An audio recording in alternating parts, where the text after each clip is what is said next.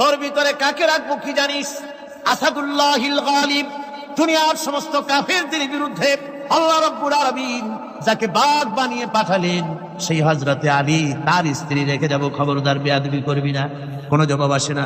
হযরতে আবু যার বলেন, কবরের মাটি, তোর ভিতরে যাকে রাখবো তিনি হলেন খাতুনে জান্নাত, বেহেশতের সমস্ত মহিলাদের সরদারিনী হবেন যে ফাতেমা, তারে রেখে যাব, তোর ভিতরে খবরদার কোনো বেয়াদবি করবি না।